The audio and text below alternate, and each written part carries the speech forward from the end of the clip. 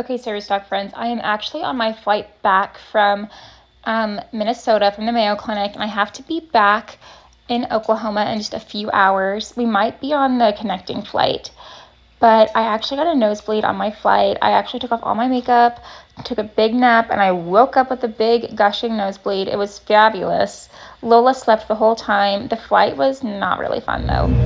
But we finally landed and we were going to go get our luggage, and I had to go to the, report center and file a claim because my wheelchair was broken.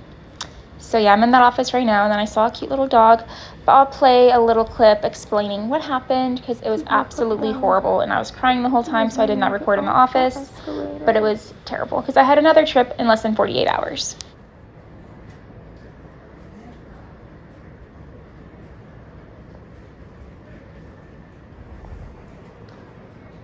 Cute little puppy dog. He was ready to get off that escalator. Hello, Service Dog friends. So I am recording this a few months after my vacation, and I had about 48 hours in between flights. So I had gotten back from the Mayo Clinic from Minnesota, and then I had to be back on a plane to go to Chicago for a school trip. And it just also so happened that my connecting flight to get back to Oklahoma from Minnesota was also in Chicago at the same airport I was going to be back at just in a few hours. So 2 completely different trips, but just happened to land in the same state for a connecting flight. And at Chicago O'Hare, when they were loading my wheelchair into what airline are we on? It was like American Eagle or something like that. It's an American Airlines smaller jet, and they were loading my wheelchair onto the airplane, or it had to be when they were loading it or taking it off when we got to Oklahoma. But whether they were taking it off or putting it on, they broke my wheelchair. And I rely heavily on my wheelchair right now in life. Excuse Lola, she has a thing with the Roomba, and her and the Roomba just don't get along. So if you hear her barking, that's her little bark. Her and the Roomba don't mix. But just ignore her. But basically, I had to get my wheelchair fixed. I will show you guys kind of what it looked like when it was broken.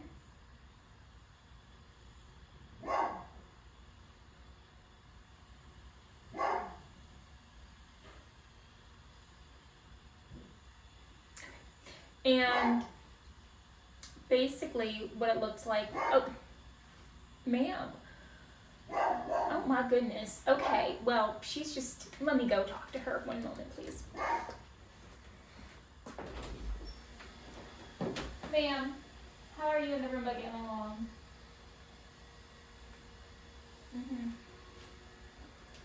You wanna go hide for a minute? Okay, go in here.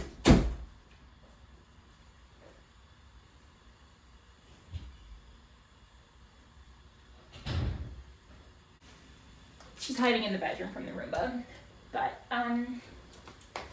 okay, so basically I am in a power chair, and so I'll insert a little picture of it here.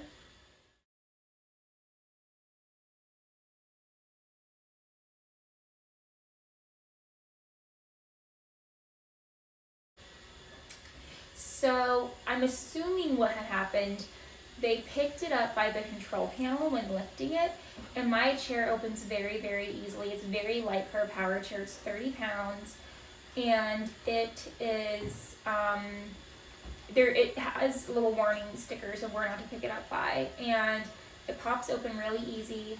And I'm assuming they picked it up by the control panel because they completely stripped the screw, and the screw is missing. And the whole control panel was out. It was completely unplugged. The armrest was broken. The armrest is still broken. It's torn where the padding is. But basically I was thinking how am I gonna get from here? I can't, I had to hold it in place to use it. And I had another trip 48 hours. So that was kind of a big deal because I did not know if I would have a wheelchair during that trip. I didn't know what to do. I specifically got a 30-pound wheelchair for me. It's between 30 pounds, I think. And I was going to get a custom-made, full-on 300 lbs wheelchair from a manufacturer made for me. The thing is that I cannot lift that. I have gone from a manual wheelchair to a power chair. The reason being my Ehlers-Danlos in my back. It is just really bad by my T4. I have an old back injury there, and it's just, if you have Ehlers-Danlos, you know things they don't heal right. And x-rays and pictures, it's getting worse. I even have scoliosis now, which is fantastic. So they advised me to switch to a power chair, and I thought, great. And I also can't lift heavy things, because where do you lift? Like, it's like in my whole frame area. So like me pushing a wheelchair, a manual chair, was not working out. So I had an appointment for a power chair, got fitted for it. And when I found out they couldn't, like, it was going to be too heavy, and I had to get like a whole rack for it for my car. And I can't lift it, I can't load it. Like, that's just, it's not practical.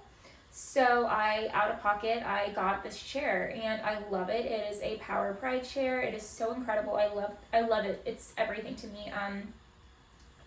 They're very expensive. It is not covered by insurance. I had to pay out of pocket for it. I'm still making payments on it. It is literally, I have to use it every single day, every day. And I'm just thinking, how am I going to go on this school trip? I have to be there. It's for a national competition. My chair, my way of life is not working. So luckily the airline sent somebody, because they were responsible for breaking it. And I was like, I have another flight in 48 hours. I was in the office talking to her. I was crying my eyes out. That's why I didn't record a whole lot, because I don't want to be like crying online.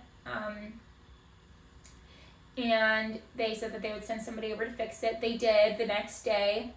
I had to wait for them to get there because I had school as well, so it ran me late for school.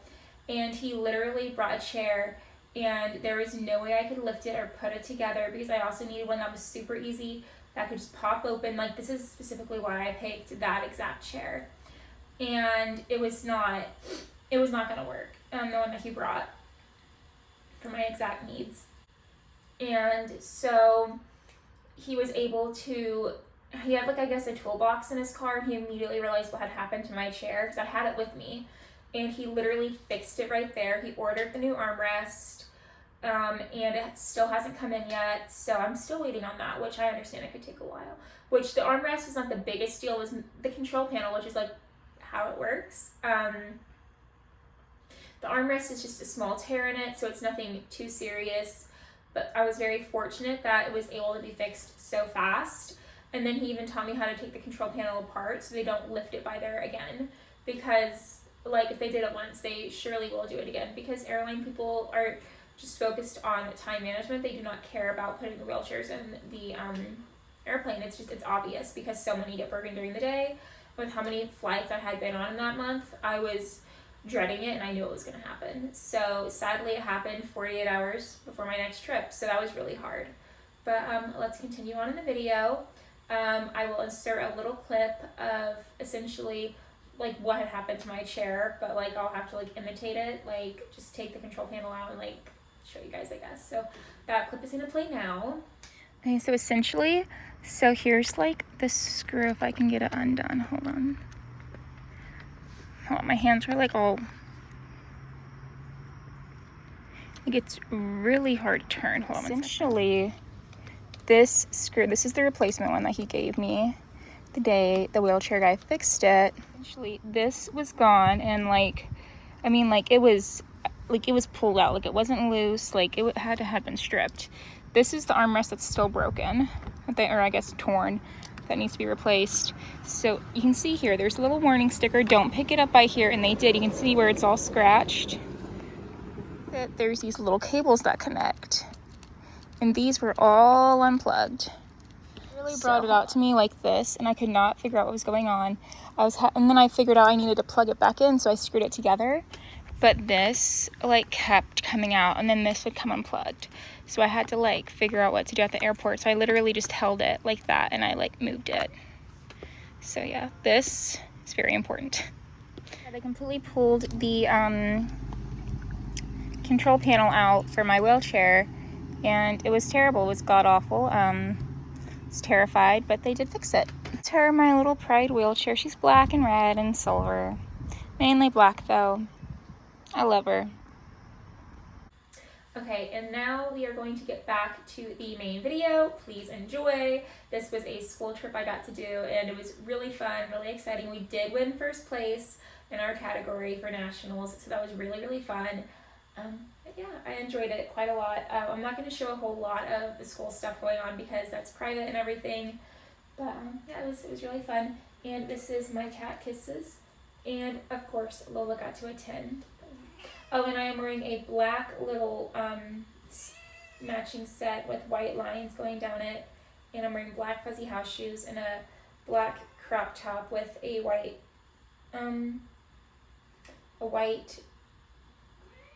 strap on it, and then a black strap on the other side. So it's kind of cute. I know. My hair's up with a black claw clip, and I have some fringe hanging out. So yeah. For my visual description for my users that need some description words. So yeah. But enjoy the video. I know, Kisses. Okay, everyone, so it is the next day. My wheelchair is fixed.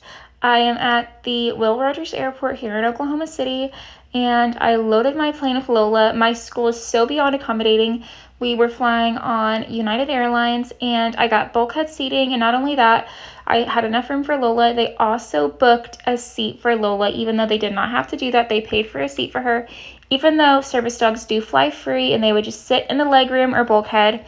But they paid for me to have bulkhead seating, which is expensive, and then they also accommodated me by buying a seat. So I had all this room, so I looked at all my friends, and I was like, give me your carry-ons. I have so much room, because Lola and I were just chilling. So I had a couple of my friends' carry-ons. I had my wheelchair battery with me, and I also had Lola's little fuzzy mat, and she's just laying there all chill.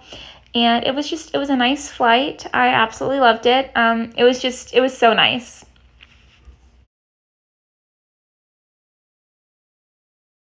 So halfway through the flight, I did read a book called Thunderdog that I really enjoy. And then I also had to get up and use the restroom with my Great Dane on the plane. And that was really difficult because the bathroom was so tiny. But we squeezed in the stall, and it was okay. And the flight was absolutely beautiful. The clouds were real fluffy, and I loved seeing the horizon and everything. That's my favorite part about flying. But then I remember I'm in a floating tube, and I get scared again. So it's not that fun. But yeah, I was a little scared. But yeah. It was great. It was pretty fun sometimes.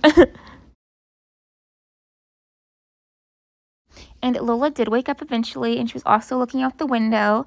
And as we were landing, it was so beautiful seeing everything. I mean, Chicago is lovely. It was so beautiful. And I really did enjoy it. And seeing everything as we land, it was just really, really cool. It's such a fun experience. And I thought that was really funny that Lola sat up for some of it. And then she just ignored it and went back to sleep.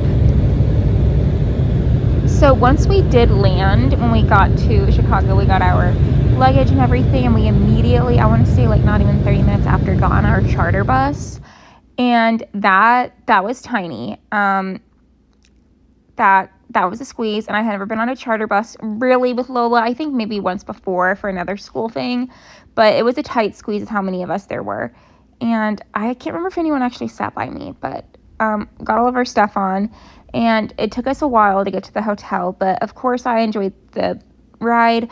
I just love traveling all the way around. I could care less about anything else. It just makes me happy just to travel. I'm just kind of a happy camper. But it was beautiful. I loved it so much. Go lay down. Go. You're at a hotel. Go. You want to go lay down? Oh my goodness. You're on break. Go, go, go, go, go.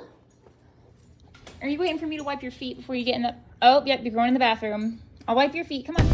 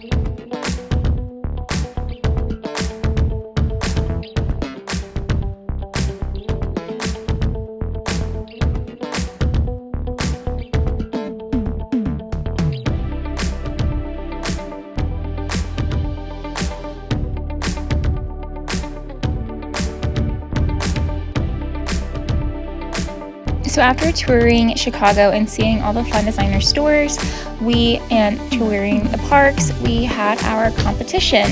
And we actually placed in first place, and so you will see a clip of that, but we had so much fun. Now we actually were in a team of 5 including Lola, but out of respect for them, I'm not going to show their faces, so the video is cut and looks a little awkward. But yeah, we did place first, and I'm so proud of my team and all the hard work they did. Up next, we have Broadcast News Production Team. And the winners are, in first place, Francis Tunnel Technology Center. Now, after we won, we went out that evening and we got to go out and celebrate. We had dinner, and we got to go see a skyline from a really cool building top. And then we had to leave for Oklahoma the very next day. So here's us at the airport in fast motion.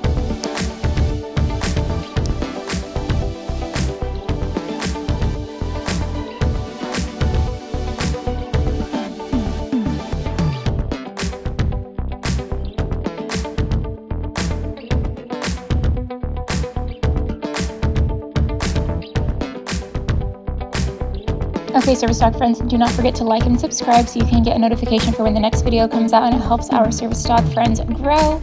And I hope to see you guys next time. Bye!